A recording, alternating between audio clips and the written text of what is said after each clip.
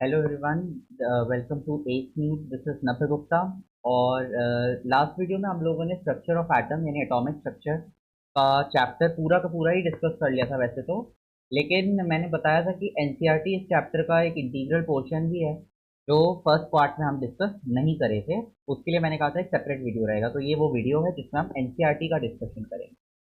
पहली चीज मैं क्लियर करना चाहूंगा कि नीट में एनसीईआरटी के स्टेटमेंट्स पे क्वेश्चन आ जाते हैं इस पर्टिकुलर चैप्टर से, ठीक है, तो इसलिए ये थोड़ा सा इंपॉर्टेंट रहता है। दूसरी चीज कि मेरा ये पर्सनल रिकमेंडेशन है कि आप लोग इस वीडियो को, मतलब ये एनसीईआरटी वाले वीडियो को तभी देखें जब आपका पहला वीडियो पूरा का पूरा आपको समझ में आ गया हो, साथ ही साथ आपको इस चैप्टर के बेसिक्स भी क्लियर हो चुके हों, मतलब आपसे नॉर्मल क्वेश्चन सॉल्व हो जा रहे हो या पीवाईक्यू बेस्ड क्वेश्चन थोड़े बहुत आप सॉल्व कर ले रहे हो, ठीक है। तब जाके आप एनसीईआरटी पे जाइए, क्योंकि याद रखिएगा फिजिकल केमिस्ट्री पूरे सब्जेक्ट में आप एनसीईआरटी को तभी टच करें जब आपका क्लास नोट्स वाला जो पोर्शन है, जो आपका न्यूमेरिकल वाला पोर्शन है, वो सब आपको समझ में आ चुका हो, उसके बाद ही आप एनसीईआरटी पे जाएंगे, ठीक है। तो ये वीडियो भी आप तभी देखिएगा, राइट। तो चलिए हम शुरू करते हैं एनसीईआरटी से। तो मैं पूरी एनसीईआरटी से कुछ कटआउट लाया हूँ, कुछ पेजेस लाया हूँ, कुछ पॉइंट्स लाया हूँ, हम उन्हीं को डिस्कस करेंगे, क्योंकि पूरी की पूरी एनसीईआरटी को रीड कर पाना एक वीडियो में हमारे लिए सूटेबल नहीं रहेगा। तो इसीलिए हम लोग सिलेक्टेड इंपॉर्टेंट पॉइंट्स में लाया हूँ जो कि मोस्ट प्रोबेबली एग्जाम में पूछे जाते हैं, ठीक है। देखिए, सबसे पहले तो आपको याद होगा कि एनसीईआरटी भी डाल्टन्स एटॉमिक थ्योरी को एज अ टॉपिक ना देखे बट एक पॉइंट डिस्कस करती है, वो यहाँ पे मैंने लिख भी दिया था कि ये जो थ्योरी है, that is Dalton's atomic theory, ये बेस्ड है तीन पर्टिकुलर लॉज पे। पहला मास कंजर्वेशन, दूसरा कांस्टेंट प्रोपोर्शन लॉ या डेफिनेट प्रोपोर्शन लॉ, और तीसरा मल्टीपल प्रोपोर्शन लॉ। कौन सा लॉ इस पे बेस्ड नहीं होता है, तो आपको याद रखना है गैलुजैक्स लॉ। जो गैलुजैक्स लॉ ऑफ कांस्टेंट वॉल्यूम्स है, वो इस पे बेस नहीं होता, ठीक है। ये यहाँ पे एक्सप्लेन नहीं हो पाता बाय डाल्टन थ्योरी। आपको याद होगा कि ये नीट 2025 का डायरेक्ट क्वेश्चन था, तो ये क्वेश्चन आपकी एनसीईआरटी से सॉल्व हो जाएगा आराम से, अगर आपको ये बात पता हो, ठीक है। उसके बाद एनसीईआरटी में आपको याद होगा कि कैथोड रे एनोड रे का पूरा डिस्कशन दिया है, तो वैसे ये मैं लास्ट वीडियो में भी बता चुका हूँ, बट एक जल्दी से रिकैप करवा देता हूँ कि आपको दो तीन बातें डायरेक्ट याद होनी चाहिए। पहला, ये कि वैक्यूम पंप क्यों डाला गया है, लो प्रेशर के लिए। दूसरा, हाई वोल्टेज का यूज किया गया है। तीसरा कि कैथोड रेस की केस में जो ई बाय एम का रेशियो आता है वो गैस के नेचर पे डिपेंड नहीं करता है। क्यों नहीं करता है? क्योंकि कोई भी गैस हो वो इलेक्ट्रॉन ही निकाल रही है बाय, मतलब कैथोड रेस में इलेक्ट्रॉन ही है, तो इसीलिए गैस से हमें मतलब ही नहीं है, क्योंकि आप कोई भी गैस ले लो इलेक्ट्रॉन तो इलेक्ट्रॉन ही रहेगा, राइट। तो इसीलिए यहाँ पर E by M ratio depend नहीं कर रहा होता है किसकी केस में, कैथोड रे की केस में। लेकिन एनोड रेस की केस में एनोड रेस का E by M ratio gas के नेचर पे डिपेंड करता है, क्योंकि मैंने आपको बताया था कि ई बाय एम में एम आता है। एम क्या होता है? मास। तो मास आपको पता है कि हम लोग जो गैस का यूज कर रहे होते हैं ना, अब जैसे मान लो मैंने एक्स गैस यूज करी, तो उसमें एक्स प्लस बनाया होगा और इलेक्ट्रॉन निकाला होगा, तो ये इलेक्ट्रॉन तो चला गया कैथोड रेस में, ठीक है, इसमें कोई टेंशन नहीं है। लेकिन जो हमारा एक्स प्लस आयन है, एक्स प्लस गैसियस आयन, ये हमारा एनोड रेस का पार्ट है। और इलेक्ट्रॉन का तो मास फिक्स है और चार्ज भी फिक्स है, इसलिए कैथोड रेस में कोई मतलब नहीं है कौन सी गैस यूज किया। लेकिन एनोड रे में मतलब हो जाता है, क्योंकि अगर एक्स यूज किया है तो एक्स प्लस आ रहा है, अगर वाई यूज करोगे तो वाई प्लस आएगा, हाँ या ना। तो वहां पर फिर उसका मास वैरी कर जाएगा, इसीलिए हम लोग कह देते हैं कि ये पार्ट गैस के नेचर पे डिपेंड कर रहा होता है एनोड रेस के केस में। आई होप ये चीज क्लियर हो गई होगी। ये बात हम लोग पहले वीडियोस में डिस्कस किए थे, तो इसलिए मैं इसे एनसीईआरटी से ना लाके नोट्स के थ्रू ही बता दिया। अब हम आते हैं एनसीईआरटी पे, देखिए, राइट। एनसीईआरटी में अगर आप थोड़ा आगे जाते हो एक दो कुछ पेजेस के बाद, तो आपको मिलता है एक बॉक्स में मिलिकन ऑयल ड्रॉप एक्सपेरिमेंट। सबसे पहले इस एक्सपेरिमेंट पे बेस्ड कुछ डायरेक्ट क्वेश्चन जो आपसे पूछे जा सकते हैं। पहला कि ये एक्सपेरिमेंट या मेथड क्या किस चीज के लिए यूज किया गया था, तो आप लिखोगे to determine the charge of electron, ठीक है। इलेक्ट्रॉन का जो चार्ज है उसकी वैल्यू को डिटरमाइन करने के लिए ये एक्सपेरिमेंट किया गया था। ये चीज आपको पता होनी चाहिए, ये डायरेक्ट क्वेश्चन एग्जाम में आ सकता है, ठीक है। फिर उसके बाद देखिए, पूरा का पूरा मेथड आपको नहीं पढ़ना, बट हाँ इसमें कुछ बातें मैं आपको इन शॉर्ट बता देता हूँ। देखो हुआ क्या था कि उन्होंने ऑयल ड्रॉपलेट्स का यूज किया था, ठीक है, और उसका मोशन को स्टडी किया गया था। मतलब आप समझ लीजिए ऑयल ड्रॉप गिर रही है और एक पॉइंट पे आके मान लीजिए ये ऑयल ड्रॉप यहाँ से यहाँ तक गिर रही है, तो एक पॉइंट पे आके ये ऑयल ड्रॉप बैलेंस हो जा रही थी, मतलब रुक जा रही थी। कैसे? क्योंकि यहाँ पे फोर्सेस बैलेंस कर रहे थे। कौन कौन से फोर्सेस कर रहे थे, तो वहाँ यहाँ नीचे मेंशन्ड है इस पार्ट में कि यहाँ पे जो फोर्सेस एक्ट कर रहे थे ऑयल ड्रॉप पे वो थे ग्रेविटेशनल, वो तो ऑब्वियस है। इलेक्ट्रोस्टैटिक भी था। इलेक्ट्रोस्टैटिक क्यों था? क्योंकि यहाँ पर हम लोगों ने चार्ज प्लेट का यूज किया हुआ था, ठीक है, और विस्कस फोर्स था क्योंकि ऑयल में विस्कोसिटी होती है, ठीक है।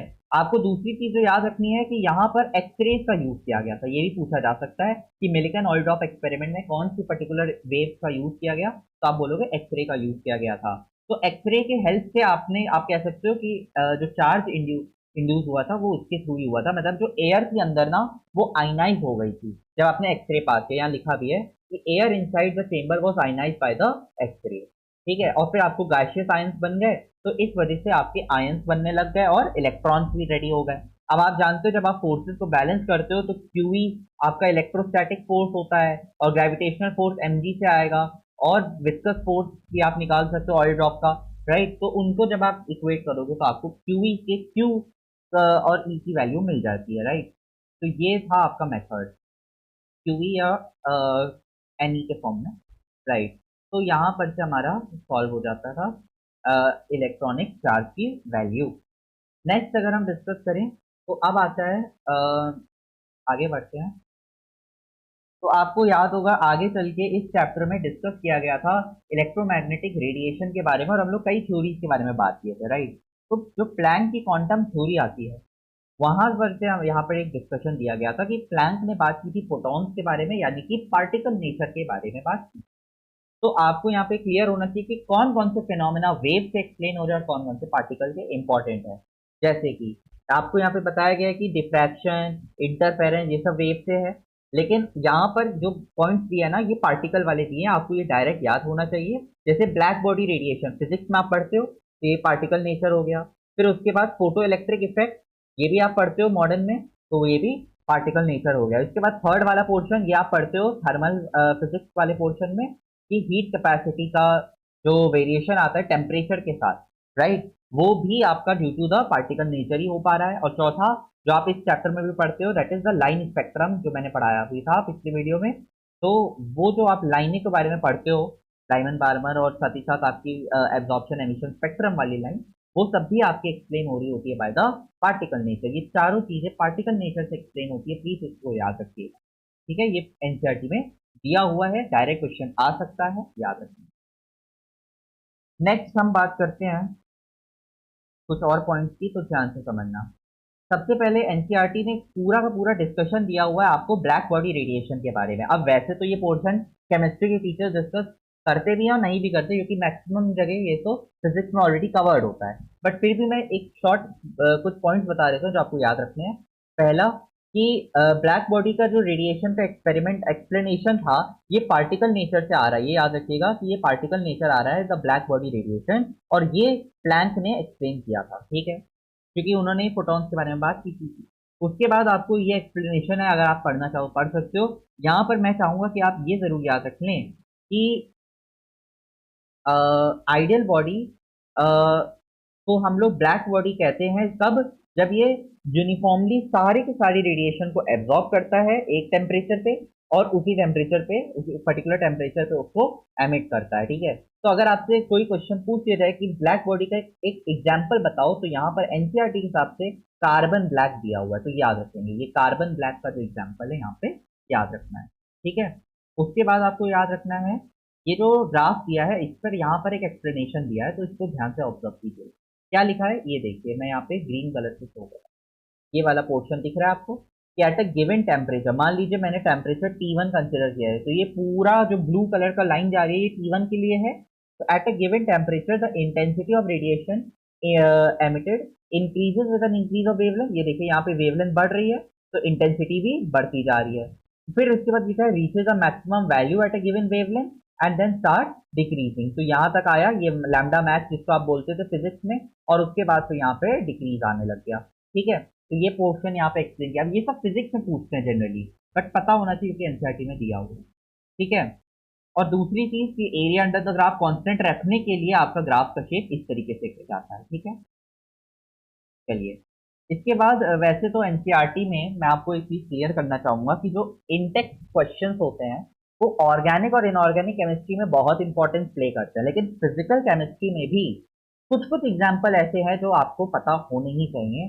तो एक मैं लाया हूँ क्योंकि ये नीट 2023 का जो री एग्जाम हुआ था उससे पूछा गया था इसी फॉर्म में। ये प्रॉब्लम 2.8 पता होना चाहिए क्योंकि ये लोगों को समझ नहीं आता है कि आखिर सॉल्व कैसे किया गया। तो देखो बेसिकली अगर मैं आपको जिस्ट बताऊं तो ये जो क्वेश्चन है ये सॉल्व किया गया है using the concept of photo electric effect. अगर आपको फोटो इलेक्ट्रिक इफेक्ट याद हो तो आपने पढ़ा है कि H mu equal to H mu naught plus K max.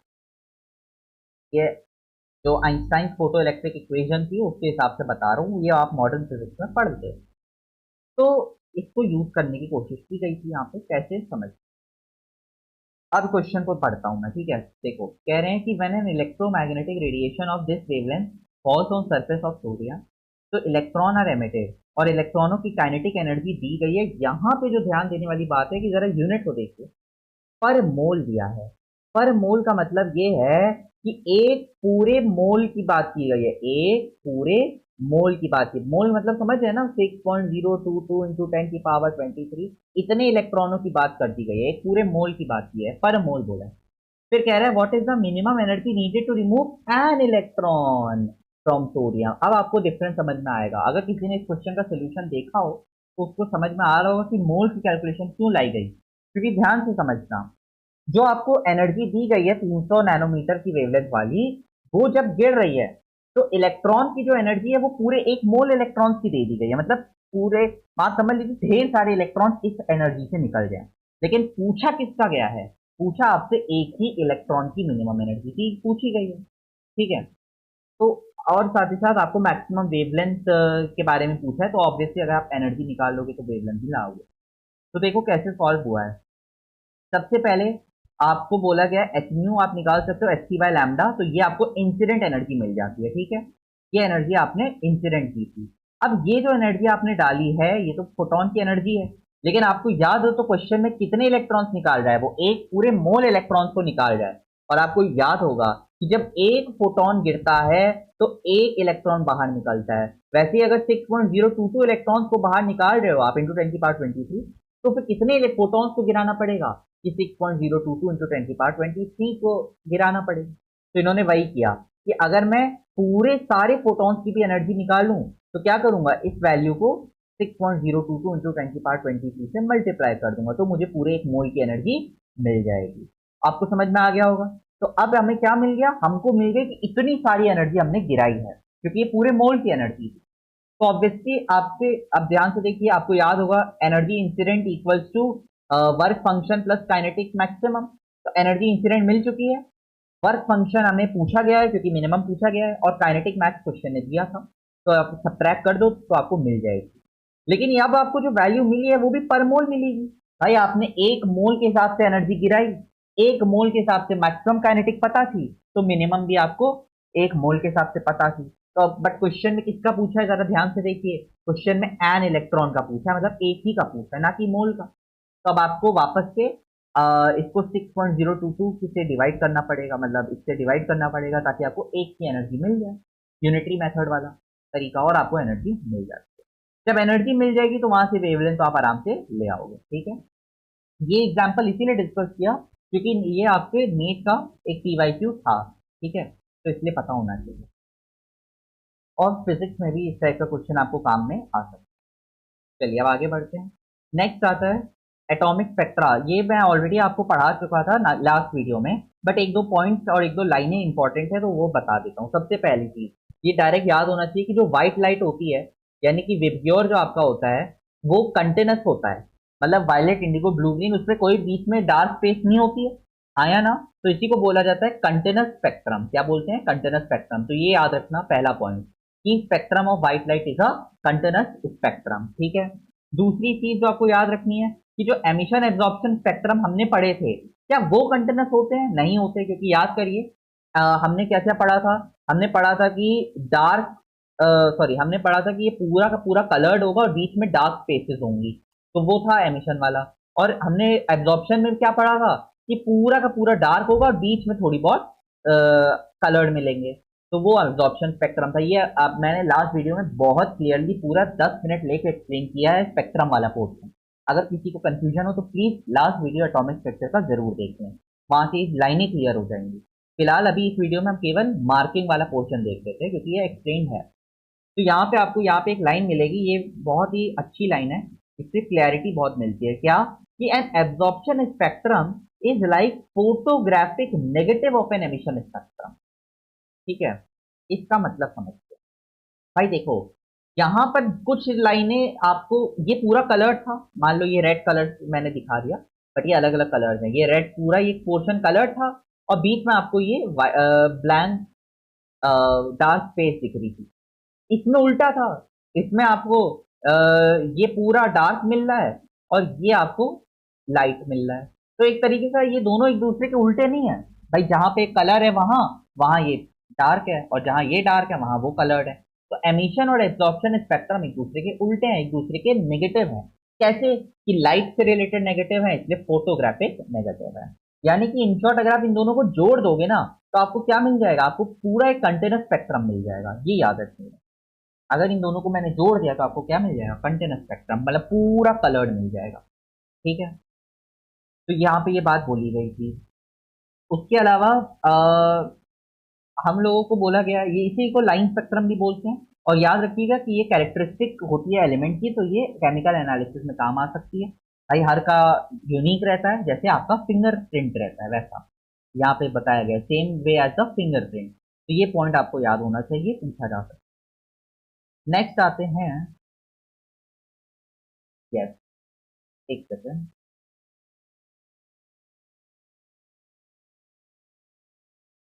अब यहाँ पर एक पॉइंट डिस्कस करना मैं चाहूंगा, जरा ध्यान से सुनिएगा। अगर आपको याद हो तो आप एनर्जीज पढ़ते हो हाइड्रोजन की, स्पेक्ट्रम वाली, माइनस का 13.6, 3.4, 1.51, है ना। और आप इंफिनिटी पे क्या बोल देते हो, जीरो।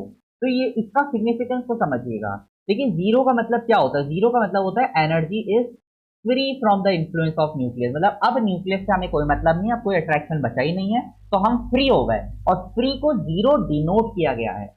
समझ में आया अब ये बात की डिनोट करना करा गया है, मतलब दी गई है वो वैल्यू।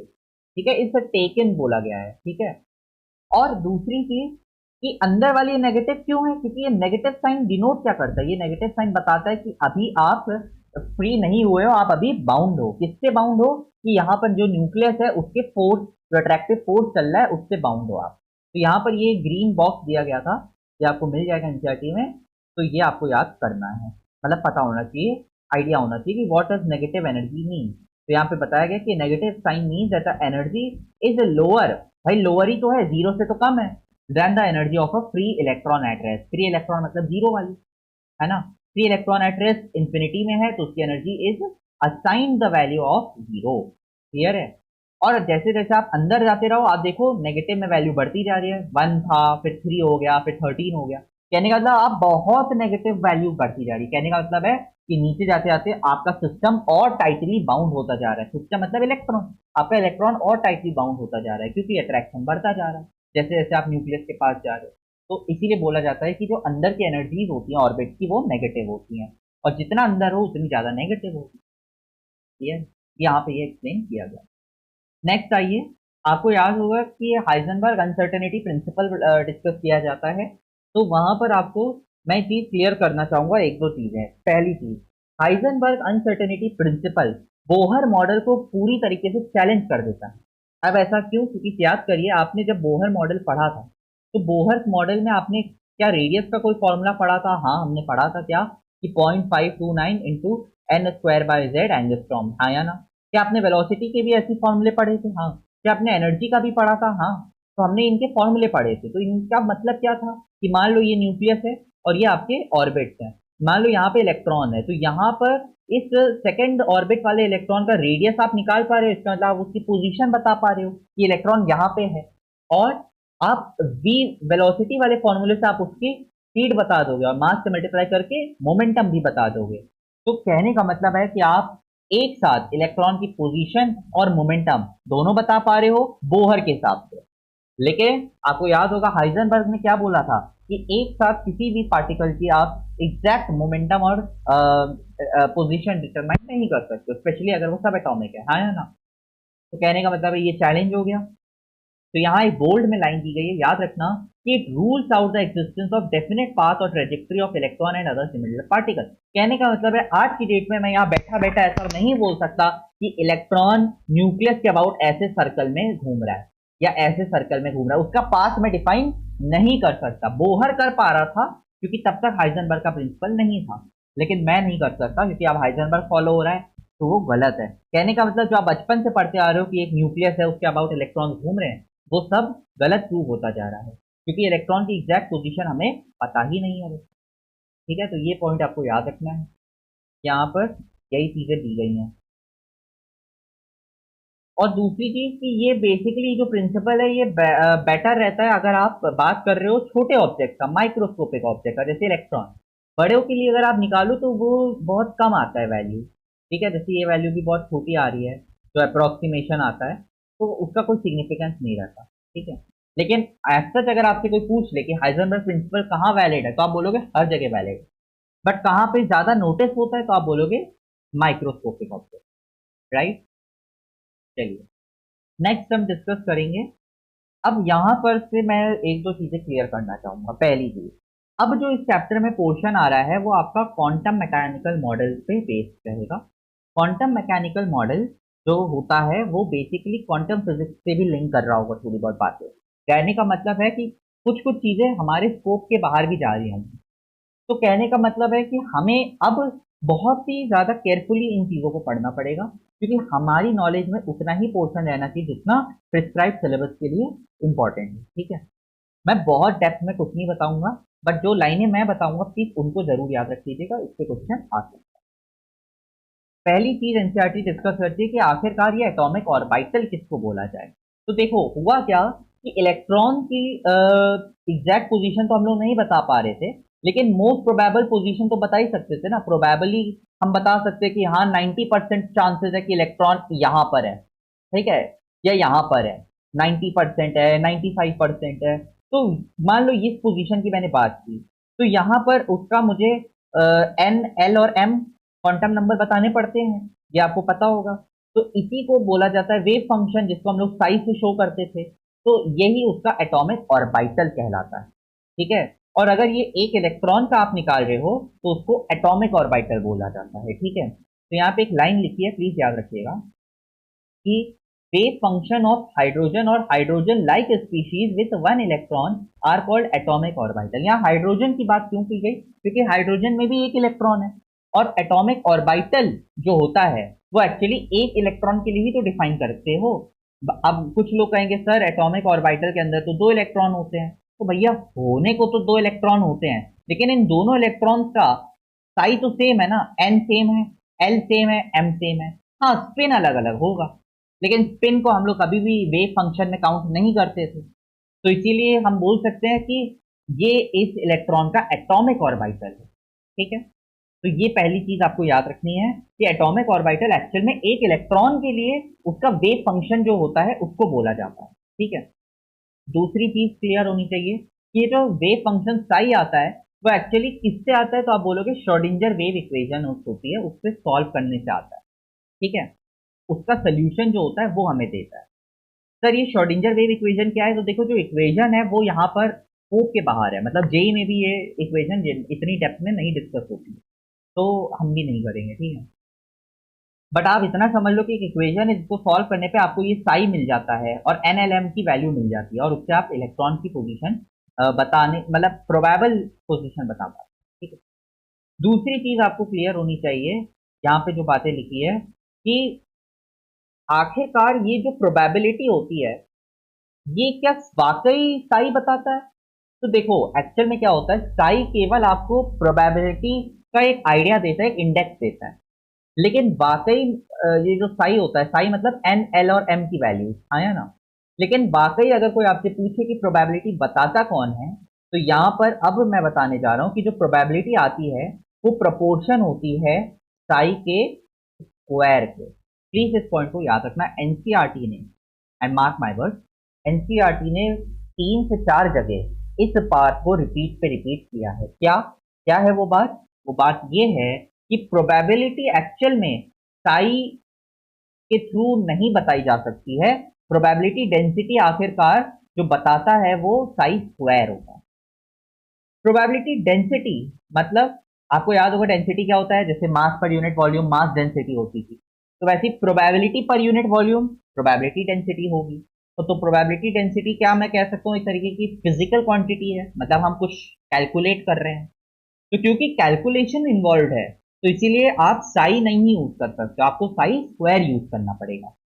अब बहुत सारी बातें हो सकता है आपको समझ में ना आ रही हूँ कि साई क्या था, साई स्क्वायर क्या था, तो उनके लिए भी मैं आपको बता देता हूँ कि इन शॉर्ट आपको क्या ध्यान रखना है। आपको इन शॉर्ट ध्यान रखना है कि आपका जो साई है, 2-3 लाइनें अब मैं बोल रहा हूँ उनको ध्यान रखना है। जो साई है वो आपका श्रोडिंगर वेव इक्वेशन से आया। साई अगर एक इलेक्ट्रॉन का होता है तो उसको एटॉमिक ऑर्बिटल कहते हैं, जो कि उसका वेव फंक्शन भी है। तीसरी पॉइंट कि प्रोबेबिलिटी डेंसिटी साई के स्क्वायर से आती है, ना कि केवल साई से। कहने का मतलब है कि साई स्क्वायर फिजिकली सिग्निफिकेंट है, मतलब फिजिकली कुछ इसकी वैल्यू है जो मायने रखती है, लेकिन साई जो होता है वो उसके कोई सिग्निफिकेंस नहीं होती। तो ये बातें यहाँ पे अंडरलाइन दिख रही होगी, ये देखिए। The wave function is a wave function, मतलब साई की बात हो रही है, is a mathematical function whose value depend upon coordinate of electron and does not carry physical meaning। वही मैंने बताया कि साई एक्चुअल में कोई फिजिकल मीनिंग नहीं रखता, वो तो केवल कोऑर्डिनेट्स है। लेकिन साई का जो स्क्वायर होता है वो फिजिकली सिग्निफिकेंट है, यहाँ पे बताया गया है ये वाली पॉइंट कि the probability of finding an electron at a point within an atom is proportional to psi square at that point. तो ये लाइन याद रखिएगा, इस पे मैं लिख के कह रहा हूँ, किसी ना किसी ईयर पे सवाल आपको मिलेगा। ठीक है, अभी तक अगर नहीं पूछा है तो आगे डेफिनेटली आएगा, क्योंकि एनसीईआरटी है 3-4 बार बोला। राइट, आगे बढ़ते हैं। दूसरी चीज मैं आपको क्लियर करना चाहूंगा, याद है मैंने अभी श्रोडिंगर वेव इक्वेशन का नाम लिया था जिसके हेल्प से साइन निकाला था, जो इलेक्ट्रॉन का एटॉमिक ऑर्बिटल भी कहलाया गया। तो ये जो श्रोडिंगर वेव इक्वेशन है ना, इसकी छोटी सी कमी है, और वो कमी ये है कि ये मल्टी इलेक्ट्रॉन्स के लिए नहीं यूज हो पाती है। मतलब अगर बहुत सारे इलेक्ट्रॉन्स हैं तब आप इस इक्वेशन को यूज नहीं कर पाते हो। तो यहाँ पे लिखा भी है कि Schrodinger equation can not be solved exactly for a multi electron system. तो क्या करा जाए उस केस में, तो अप्रोक्सीमेट मेथड का यूज करते हैं। सर आप तो ये सोचो कि केमिकल बॉन्डिंग नाम का एक चैप्टर पढ़ाते हैं क्लास 11th में, जिसमें हम लोग बात ही मल्टी इलेक्ट्रॉन्स की कर रहे होते हैं, तो वहां पे कैसे हो रही है चीजें, वहां पे तो श्रोडिंगर वेव फेल हो जा रही है एक तरीके से। तो वहां पे अप्रोक्सीमेट यूज करता है। अगर आपको याद हो तो आपने मॉलिक्यूलर ऑर्बिटल थ्योरी पढ़ी है, वहां पर आपको पढ़ाया गया है linear combination of atomic orbitals. तो वो सब चीजें यूज की जाती हैं, तब जाके आप मल्टी इलेक्ट्रॉन्स की बात कर पाते हो। अगर नहीं समझ में आ रहा है तो केमिकल बॉन्डिंग में हम वहां डिस्कस कर लेंगे उसको। ठीक है, तो ये बात भी याद होनी चाहिए कि श्रोडिंगर इक्वेशन सिंगल इलेक्ट्रॉन के लिए नहीं, सॉरी मल्टी इलेक्ट्रॉन के लिए नहीं यूज कर सकते। फिर यहाँ ग्रीन बक्सा जो दिया है इसमें बोल्ड लाइंस याद होनी चाहिए, और पॉइंट की पहली लाइनें याद होनी चाहिए। पहली लाइन ऑलरेडी पढ़ा चुका हूँ कि क्वांटाइज एनर्जीज रहती है, फिक्स वैल्यू रहती है। दूसरी लाइन, यस, ये जो फिक्स एनर्जीज आ रही हैं ये क्यों आ पा रही हैं, तो आप बोलोगे कि एनर्जी फिक्स इसीलिए क्योंकि इलेक्ट्रॉन की वेव लाइक प्रॉपर्टीज है। ठीक है, तो याद रखना अगर कोई पूछ दिया जाए कि क्वांटाइजेशन जो हो रहा है वो क्यों हो रहा है, तो आप बोलोगे वेव लाइक नेचर की वजह से हो रहा है।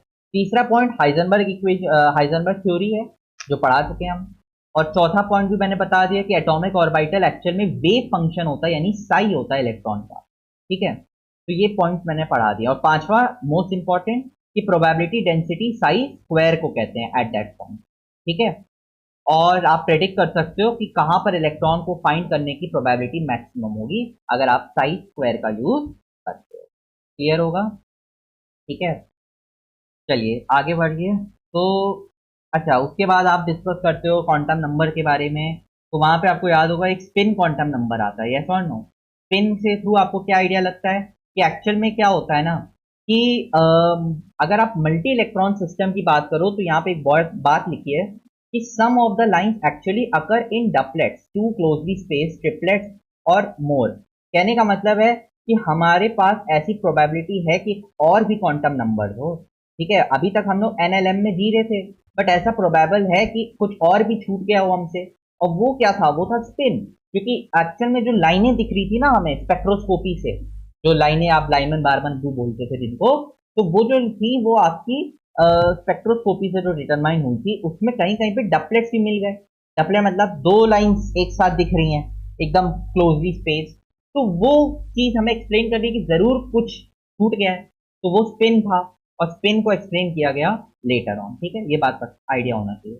That's it. और ये जो स्पिन आता है ना प्लस माइनस, इसका कोई मतलब नहीं होता, कहने का मतलब है इसका कोई क्लासिकल मतलब नहीं होता प्लस हाफ या माइनस हाफ। आप किसी को भी प्लस हाफ बोल सकते हो, किसी को भी माइनस हाफ बोल सकते हो। ये क्वेश्चन आ चुका है नीट में ये। उसके बाद हम बात करेंगे आगे कि यहाँ पर कुछ पॉइंट्स दिए, मैं चाहूंगा इनको जरूर आप रीड कर लीजिएगा। एन आपको बताता है शेल और साथ ही साथ साइज के बारे में ऑब्वियसली, और कहीं ना कहीं एनर्जी भी। आपको याद होगा आप एन प्लस एल रूल पढ़ते हो, तो एनर्जी में भी एन काम आ रहा है। फिर उसके बाद सेकेंड पॉइंट आपको एल के बारे में डिफाइन करता है कि L actually shape of orbital बताता है। ये सब बातें पता होंगी आपको, बट कहीं ना कहीं ये एनर्जी का आइडिया भी दे देता है अगर मल्टी इलेक्ट्रॉन हो। क्यों? क्योंकि अगेन एन प्लस एल में एल आता है। थर्ड पॉइंट आपका है एम एल। मैं यहाँ क्लियर करना चाहूंगा, कई लोग जो आपका तीसरा क्वांटम नंबर है उसको एम से शो करते हैं, लेकिन मैं क्लियर करूं कि एनसीईआरटी ने एम यानी कि आपका ओरिएंटेशन वाला क्वांटम नंबर जो है उसको शो एमएल से किया है, एम के नीचे स्मॉल एल से किया है। ये बात याद रख लीजिएगा।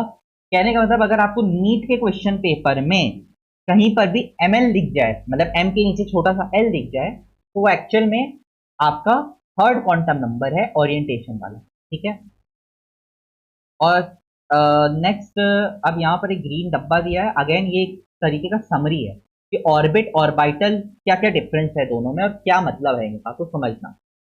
देखो ऑर्बिट कुछ नहीं था, ऑर्बिट बेसिकली बोहर ने बताया था, बोहर ने ऑर्बिट की बात की थी, यहाँ लिखा भी है कि Bohr orbit therefore have no real meaning and their existence can never be demonstrated.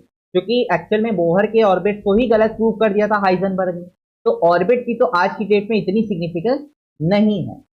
Orbital क्या था? तो मैंने बताया था कि एटॉमिक ऑर्बिटल क्या था, कि आपने एक क्वांटम कॉन्सेप्ट लाए, क्वांटम मैकेनिकल कॉन्सेप्ट लाए, और जब एक इलेक्ट्रॉन, आई रिपीट एक इलेक्ट्रॉन का वेव फंक्शन यानी साई हमें मिला थ्रू द श्रोडिंगर इक्वेशन, उसी को हम लोग ऑर्बिटल बोल दिए थे। और उसके पास तीन क्वांटम नंबर थे एनएल और एम। अगेन क्या ऑर्बिटल या एटॉमिक ऑर्बिटल या साई की कोई सिग्निफिकेंस है? तो आप बोलोगे फिजिकल सिग्निफिकेंस कोई भी नहीं है। तो किसकी है?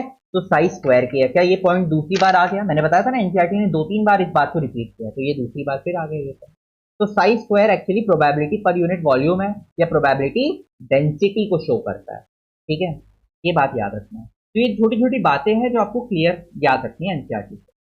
नेक्स्ट हम बात करेंगे, जस्ट अ सेकेंड। हाँ, आपको याद होगा लास्ट वीडियो में मैंने ग्राफ भी डिस्कस कर लिए थे। तो एनसीईआरटी में दो ही मतलब ये चार ही ग्राफ दिए हैं, तो मैं ये चाहूंगा कि आप इन चारों ग्राफ को याद रख लें। ये बेसिकली किसके किसका ग्राफ है?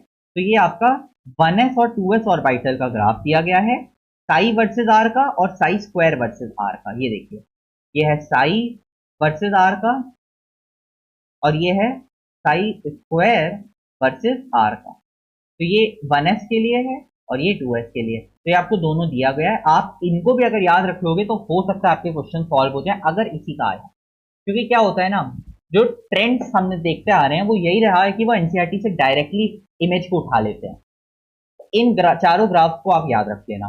ठीक है, और कैसे याद रखना है तो वो मैंने लास्ट वीडियो में ऑलरेडी ग्राफ में पढ़ा रखा है कि एस में ऊपर से शुरू होता है, फिर अगर रेडियल नोड आप निकालते हो, रेडियल नोड जितने आ रहे उतनी बार एक्स एक्सिस कट होता है। पी डी और एफ के केस में आप जीरो से स्टार्ट करते हो। अगर स्क्वायर वाला ग्राफ है तो वो पॉजिटिव साइड ही रहेगा, कुछ भी नेगेटिव में नहीं जाएगा। ये सब मैं पढ़ा चुका हूँ। ठीक है, चलिए थोड़ा आगे बढ़ते हैं। तो एनसीईआरटी ने एक बहुत इंपॉर्टेंट डिस्कशन फिर से किया हुआ है और वो ये है about the boundary surface diagram. कहने का मतलब है अगर हम अब देखो क्या बोला गया कि ऑर्बिटल्स मिलना शुरू हो गए एस पी डी एफ, तो एनसीईआरटी ने क्या बोला कि हम बाउंड्री सरफेस डायग्राम डिस्कस करेंगे। क्या है ये बाउंड्री सरफेस डायग्राम या कॉन्टूर सरफेस डायग्राम? बेसिकली बनाया जाता है कि हमें एक बाउंड्री मिल सके कि इलेक्ट्रॉन की प्रोबेबिलिटी कहाँ पर सबसे ज्यादा है। जैसे ये देखो यहाँ पर सबसे ज्यादा चांसेस आपको इलेक्ट्रॉन मिल जाए, फिर धीरे धीरे ये लाइट होता जा रहा है, यानी यहाँ पर हो सकता है इलेक्ट्रॉन मिलने की चांसेस जीरो होने वाली हो। ठीक है, एग्जैक्ट जीरो कहीं पर भी नहीं होगी क्योंकि आपको याद है एस ऑर्बिटल में तो जीरो आएगा भी नहीं। राइट। तो ये बस याद रख लेना है कि बाउंड्री सरफेस डायग्राम होते हैं, तो इससे आपको एक रीजन मिल जाता है जहां प्रोबेबिलिटी की चांसेस समझ में आ जाए। अच्छा, क्यों नहीं 100% की बात की जा रही है कि भैया 100% चांसेस हैं यहाँ इलेक्ट्रॉन, तो वो आप ऑलरेडी पढ़ चुके हो कि कुछ ना कुछ वैल्यू आपको साई स्क्वायर की हर जगह मिलेगी। कहने का मतलब है हर जगह थोड़ी बहुत चांसेस जरूर होंगी इलेक्ट्रॉन के मिलने की, राइट और नो। और डायरेक्ट पूरा जीरो केवल नोड पे होगा, ठीक है। चलिए, और यहाँ नीचे एक लाइन दी गई है, प्लीज इसको याद रख लेना। ये लाइन क्या एक्सप्लेन कर रही है मैं आपको बता देता हूँ जल्दी से। देखो, बोला जा रहा है कि जो, अगर मान लो मैंने ये सरफेस बना दिया और मैंने बोला कि यहाँ पे साई स्क्वायर की वैल्यू फिक्स आ गई, कांस्टेंट आ गई, कहने का मतलब है यहाँ पे प्रोबेबिलिटी डेंसिटी फिक्स हो गई। और प्रोबेबिलिटी डेंसिटी अगर फिक्स हो गई, because Sai square probability density होता है। फिर से सुनिए मैंने क्या बोला, मैंने बोला कि मान लो ये सरफेस है, छोटा सा गिवन सरफेस है, वहां पे प्रोबेबिलिटी डेंसिटी की वैल्यू फिक्स आ रही है, कांस्टेंट आ रही है। तो इसका मतलब साई स्क्वायर फिक्स आ रहा है, और अगर साई स्क्वायर फिक्स आ रहा है तो साई भी फिक्स होगा। ये बात यहाँ पे बताई गई है। और यहाँ पर एक इंपॉर्टेंट लाइन भी मेंशन की गई है कि the boundary surface for Sai square and psi R identical, क्योंकि एक्चुअल में साई स्क्वायर का जो सरफेस बनेगा, मान लो साई स्क्वायर का सरफेस ऐसा बना, तो साई का भी सरफेस ऐसा ही बनेगा। तो इनका बाउंड्री सरफेस कैसा रहता है, आइडेंटिकल। ये बात आपको याद रखनी है, क्लियर है। उसके बाद यहाँ पे वही नोड वाला डिस्कशन कर दिया गया कि फंक्शन जहां जीरो आ रहा होगा वहां पर दोनों लोब टच करते हैं। जैसे आपको याद होगा पी के केस में आप ऐसे बनाते हो, मान लो ये पी एक्स है, तो ये देखिए ये दोनों यहाँ टच कर रहे हैं, ये यहाँ पे दोनों लोब टच कर रहे हैं, तो ये नोड है, तो वहां पे जीरो प्रोबेबिलिटी आएगी, यस और नो। चलिए अब आगे बढ़ते हैं। अब यहाँ पर एक डिस्कशन दिया गया है, यहाँ पर दो बातें बताई गई हैं। अगर आप इस पूरे को रीड करो तो दो बातें आपको यहाँ पे मिलेंगी। पहला पॉइंट, मैं इसको ऊपर बता देता हूँ। पहला पॉइंट आपको बताया गया है शील्डिंग। शील्डिंग का ऑर्डर आपको बता दिया गया, ये आप केमिकल बॉन्डिंग में भी पढ़ते हो कि एस की शील्डिंग अच्छी है, फिर पी, फिर डी, फिर एफ। और दूसरा आपको बताया गया है, आप कह सकते हो क्लोजनेस टू न्यूक्लियस, यस और नो। तो कौन सबसे ज्यादा क्लोज रहेगा, तो एस सबसे क्लोज रहता है, फिर पी, फिर डी, फिर एफ। अगर आप इस पूरे का जिस्ट चाहो तो ये मैंने दो पॉइंट में बता दिया, ये आप पूरा रीड कर सकते हो कि एस ऑर्बिटल शील्ड करता है मोर इफेक्टिवली देन पी, ब्ला ब्ला ब्ला। उसके बाद आगे बताया गया है स्फेरिकल शेप होने की वजह से एस ज्यादा टाइम स्पेंड करता है न्यूक्लियस के साथ देन पी, और वो बातें बताई गई हैं। और उसके अलावा तो कहने का मतलब हम कह सकते हैं कि क्या जेड इफेक्टिव का भी यही ऑर्डर है, मतलब क्लोजनेस टू न्यूक्लियस बोलो या जेड इफेक्टिव बोलो। जेड इफेक्टिव मतलब जो अट्रैक्शन चल रहा है, नेट अट्रैक्शन, तो जेड इफेक्टिव भी एस का सबसे ज्यादा होगा, फिर पी, फिर डी, फिर एफ। कहने का मतलब है अगर एल बढ़ रहा है, एल मतलब सबशेल बढ़ रही है, मतलब एस से पी, पी से डी, तो आपका जेड इफेक्टिव क्या होता जा रहा है, कम होता जा रहा है। ये देखो, एस से पी गए, एल बढ़ गया, तो जेड इफेक्टिव कम हो गया, यानी अट्रैक्शन कम हो गया, पी थोड़ा सा दूर है न्यूक्लियस के। ये बात यहाँ पे बोली गई है, ठीक है। आप इसको रीड कर सकते हो, आपको मिल जाएगा, राइट। ये आपको मिल जाएगा अपने पेज नंबर, ओके, यहाँ पे लिखा नहीं है, कोई बात नहीं।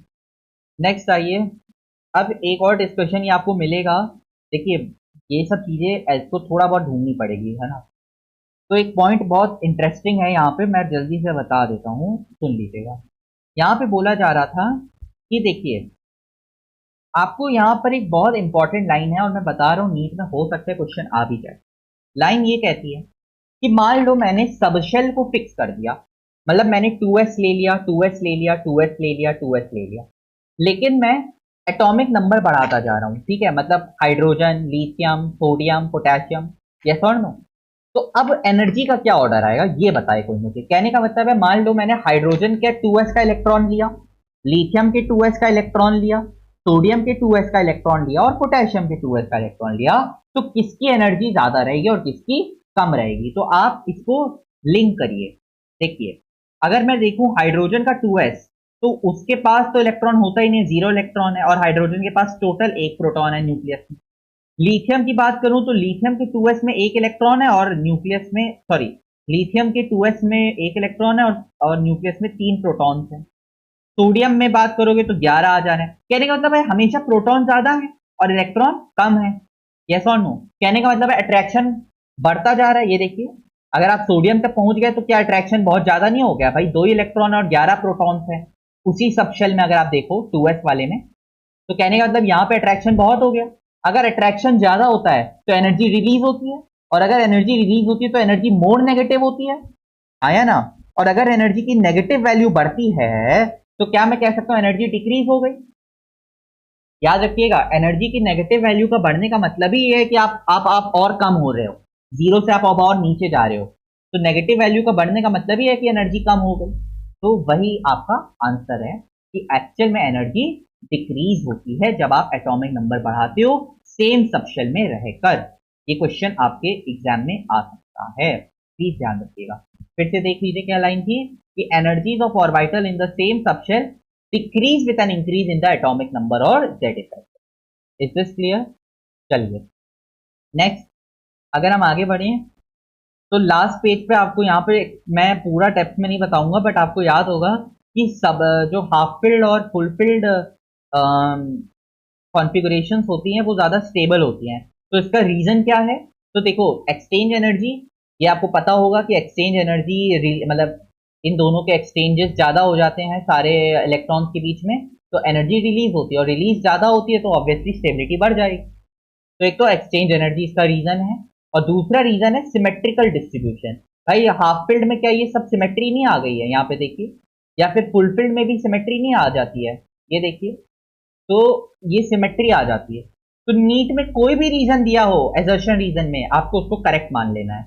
आई रिपीट, सिमेट्रिकल डिस्ट्रीब्यूशन की वजह से भी और एक्सचेंज एनर्जी की वजह से भी स्टेबिलिटी आती है। ये दोनों बोल्ड पे दिया गया, याद रख लेना, ये लास्ट पेज में आपको मिल जाएगा। Is this clear? तो इसी के साथ एनसीईआरटी के जो मेजर पॉइंट्स थे वो मैंने डिस्कस कर लिए हैं, और इसके अलावा वाले पॉइंट्स अगर आपके पास टाइम हो, अगर आप मतलब आपको टाइम मिल जाता है तो आप एनसीईआरटी रीड कर सकते हो, आपको डेफिनेटली हेल्प मिलेगी। वरना जितना मैंने कवर करवाया उससे आपके थ्योरेटिकल क्वेश्चन तो सॉल्व हो ही जाएंगे, अगर आपने क्लास नोट भी पढ़ रखे हो तो। ठीक है, तो अगर आपने यहाँ तक देखा, thank you so much for watching, and yeah keep studying, thanks a lot, good bye.